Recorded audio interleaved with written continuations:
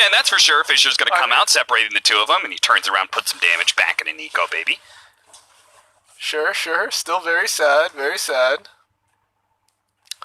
Even CS between the two carries right now, and similar positions for the two offlaners when it comes to the CS. But it's the mid matchup where Limp was hoping to be able to stretch ahead. That's what he did last time with the Quap versus Puck matchup, but isn't being able to do so with the Kunkka so far. Yeah, doesn't seem like it. Puck did get first blood, though. That's true. So maybe that just makes a big enough difference. The fact that he did have that net worth advantage. He's going to make good use of the X marks the spot, but top lane, they are able to finally bring down Saberlight. He was living life on the edge there several times, but kill is finally found. Sineko, he did go for Voodoo Restoration, which I was kind of expecting against such a harass heavy lane. For sure. I think going for Maledict here is... You got a Spectre in your lane. Who are you really killing? Who are you killing with Maledict? That is definitely true. Nice pull of the hard camp. It's a very specific time to be able to pull that one off, but the real sad part is it's so easy to interrupt, as you can see from Era. Just kind of bounces in. I actually want to talk about Era a little bit if we get the time to do so, because I was listening to an interview with him off the Position 6 podcast, and I thought it really interesting, his talk, because he is on a team of a bunch of up-and-comers, right? Mm-hmm. And he is the oldest dog, but he's the oldest dog that has to learn new tricks. He's not played the 4 position before. And it's something that he's always kind of wanted to do, but definitely still learning. Yeah. I think he's like. I think last game was a pretty successul game for him. I mean, he showed, like, great signs of like understanding his role in the game, what he's supposed to do. Always, like, blinked on the Quap, Fissure, Echo Slam. He knows that I'm here to control this 2-position hero. I'm here to break Fiend's grips. And S4, he's there to pressure Charlie, but they don't get the kill. Voodoo Restoration was enough to bump him up there. That'll be a continual problem for them. But yeah, I think it's cool to see Era coming back into it, because I wasn't sure if we were ever going to see him again after Final Tribe finally broke up, and it seemed like his position as a 5 and captain was not successful enough to elevate them into a tier 1 position, but he's back on it in a new squad, Chicken Fighters, and he's been doing some pretty good work for them, Chicken Fighters as a whole, but Saberlight needs to be careful here. Nice Enchant Totem, Aftershock hit onto the two of them. They're going to go for Nico Baby here. Supreme's going to show up after going for the Bounty Runes, and will get the kill on Nico Baby. Nicely done. Rotation. Nice rotation. That's a big difference, right? The Quap versus Puck, they can both rotate into the side lanes, but Kunkka going to be stronger as a counter-initiator a lot of times. Yeah, we saw last game Limp on that Quap rotate a lot. Yeah. One helped win both his side lanes with his rotations. And that was another way that Limp stayed ahead as well, right? He was able to... He got an early lead in the laning phase, and then he abused that position to be able to leverage into power runes. Yeah. Unfortunately, he was a Queen of Pain, and one mistake, your game's over. Kunkka. Oh, we snapped the coil!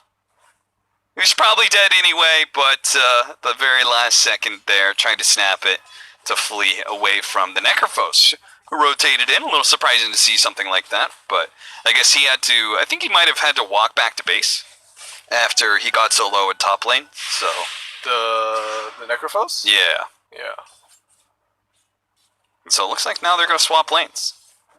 Give Saberlight a chance to recover a little bit. Yeah, I like this. He can lane against the Kunkka. Yeah, I mean, they wanted that matchup last game, because it is a winning lane matchup in a pure 1v1, but the silence slowing down Nico Baby so much, but he was able to get the blink away the last second. Between the Magic Wand and the Ring of Health, he was just barely able to keep himself alive. Back over to bottom lane, Sineko actually going for the kill onto Hanskin. Will get it and get out. S4 couldn't stick around for long. That Voodoo Restoration doing some overtime here. Between that and the headdress, it is really keeping this bottom lane alive. Yeah, you know, I had said that I actually like this version of the lineup better for Alliance, but I feel like the laning decisions are... Coil silence. Oh no, the telekinesis! It stops him from being able to finish off Nico Baby. Now he needs the vision, but Nico Baby's already blinked away. The sleep coming in just in time from FNG to be able to deny that kill. Now the Spectre's going to pop his ultimate. Is he going to be able to find the enemies? No, he's already popped the healing salve, but he does go up to that top lane to collect the kill onto FNG.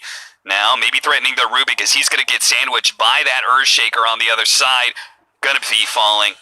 Second kill off of that rotation. A decently successful haunt from Spectre. Yeah, I feel like the laning decisions have given NIP the rotation advantage because Queen of Pain's not moving anymore. She's not mid lane anymore. Yeah. And Kunkka can't move. And now this puck is just outmaneuvering them. He's been everywhere. He, she, it. I believe lore-wise it is an it. But whatever Puck chooses to identify as, I fully respect. I'm just ignorant as to what. Please don't cancel me. Needs to put it in their Twitter bio. Yeah, for Ninjas in Pajamas. It does mean that Limp is getting more time to farm, and there is something to be said about a Kunkka that does get that first Spirit Festival. They're playing against Necrophos, right? So it is great timing, the way that Nisha was able to do so in our first series of the day. Then yeah, I'm liking that. I think it is. There's so much burden on. There's so much weight on this Kunkka to really do so much for Alliance in the mid game, though. Yeah. He's their only initiator. Their only initiator is basically, I don't know, maybe Lift or something? Well, they get the Witch Doctor. It was a smoke rotation for a 5 position. Playing co-op is not... Whereas, you know... Wave, good play.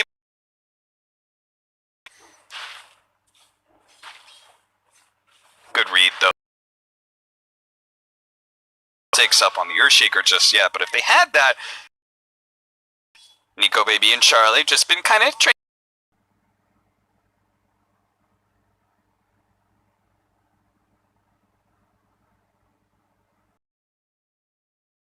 should just be able to burst them, especially with no rotations.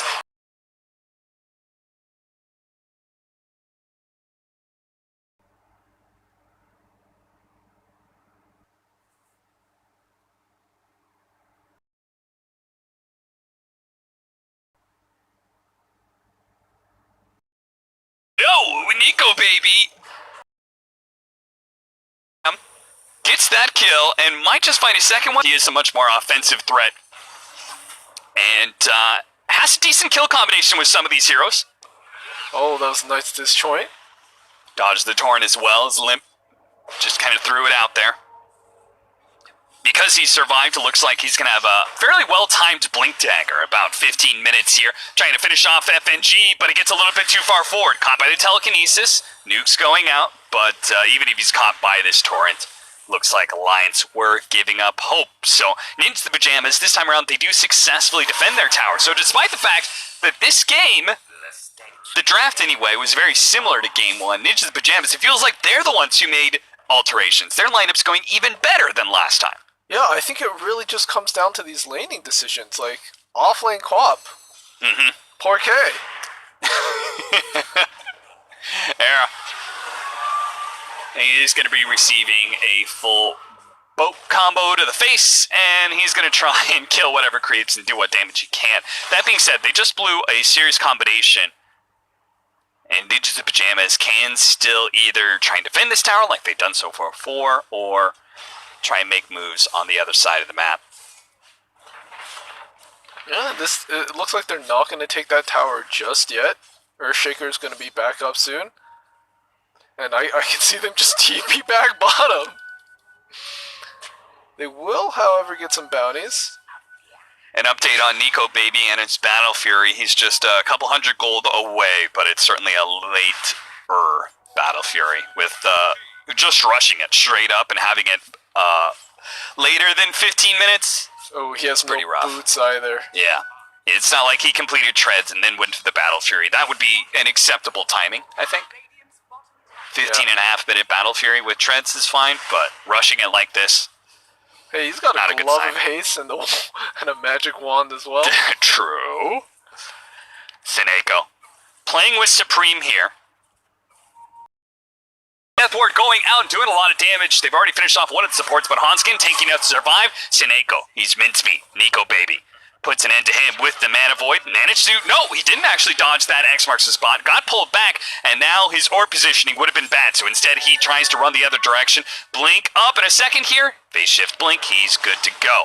Alliance, first little real win for them in the last couple of minutes. It's 2 kills, potentially a tower. No, I think that's pretty big.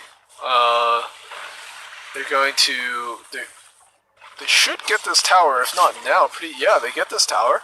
It does get denied, but I think the important part is that it opens up the map. Overwhelmed him. They threw everything they had. I'm not even sure if the Sonic would do anything in return. I mean, after all, this is... They want to go for more invasions here. FNG.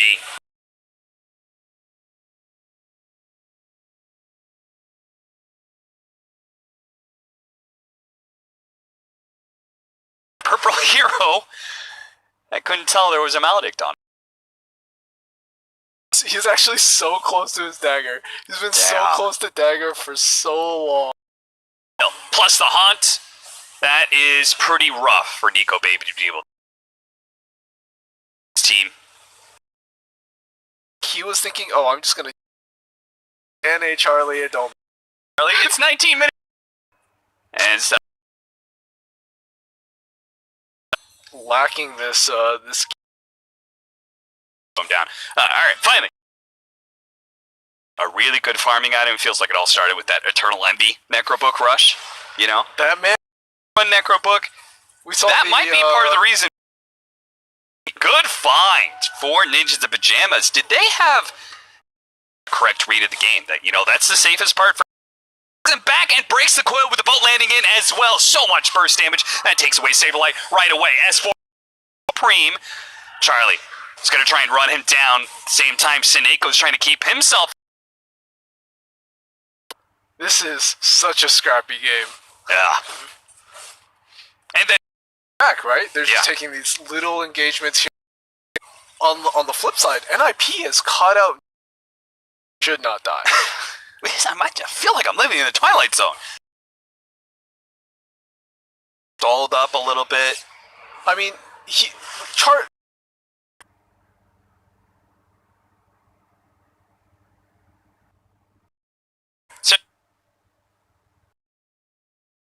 fight, and it's either going to be like a monster. Be lucky in finding these. He's going to go for the TP out, but there's an item from S4 that stops that TP.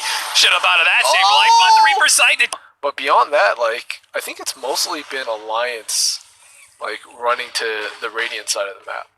Yeah, it feels like the big problem whenever these towers are up, right? It's like when you want to get aggressive, it feels like your efforts are very bisected, right? Like you can take over that dire jungle, but ultimately if you want to rotate down and try and like angle that mid tower is just in the way of rotations like that, and that's why they got to get a little sneaky with it. Get pickoffs like this. If they can finish off this Quap rather, it would be massive. They do manage to get him with the Reaper sight, but it's a heavy commitment. 2 different ultimates being used for that one. Looks like FNG is just going to be caught up in the rush of heroes that run towards this mid lane. Seneko very quickly trying to deal with the creep wave because they say it's time to make the map unified once again. Bring down this mid tower so we could just swarm forward. Even looking for a little bit more here. Hanskin with the Maledict on him and Death Ward doing a lot of damage. Looks like he may be taken out, but he turns around and gets the Reaper's sight that finishes off Supreme. Now he does die as Charlie has to make a pretty heavy commitment to do so, but they haven't even finished up that mid tower just yet.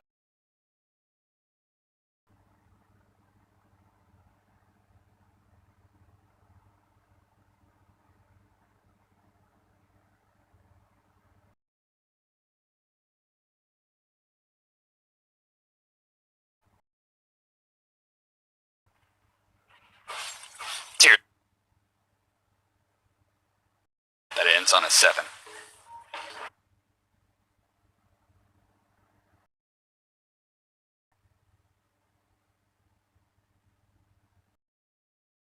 way.